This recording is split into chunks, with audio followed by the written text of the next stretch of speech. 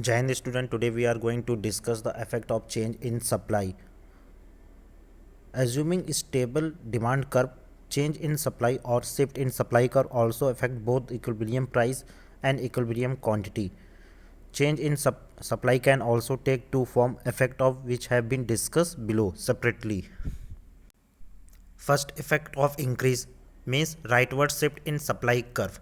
Under the condition the stable demand curve, if there is increase in supply, that is rightward shift of supply curve, the equilibrium price decreases and equilibrium quantity increase. As you can see in the figure, when supply curve shifted to the right, price fall OP to OP1, but equilibrium quantity increase OM to OM1. In figure, DD demand curve intersect SS supply curve at point E. This gives us OP at initial equilibrium price and OM as a initial equilibrium quantity. Now demand curve remain the same DD, but supply curve shift to the right and become S1.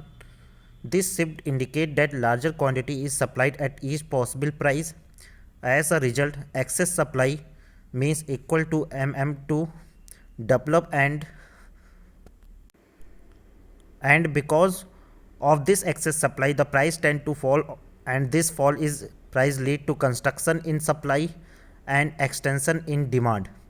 The new SS1 supply curve now intersect DD curve at E1. This gives us lower equilibrium price that OP1 and greater equilibrium quantity OM1. Now effect of decrease means leftward shift in supply. Under the condition of stable demand curve, if there is decrease in supply, that is leftward shift of supply curve, equilibrium price increase and equilibrium quantity decrease.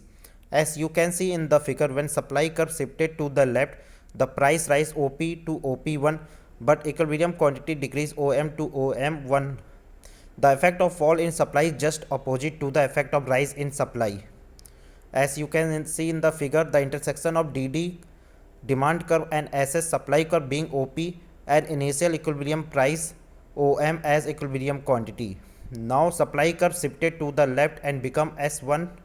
This shift indicates that smaller quantity is supplied at each possible price. As a result, excess demand equal to MM2 develop, and because of this price tend to rise, and this rise in price lead to extension in supply, that is from point Z to E1, and construction in demand from point E to E1. The new SS1 supply curve old DD curve intersect at point E1. This give higher equilibrium price OP1 and smaller equilibrium quantity, that is OM1.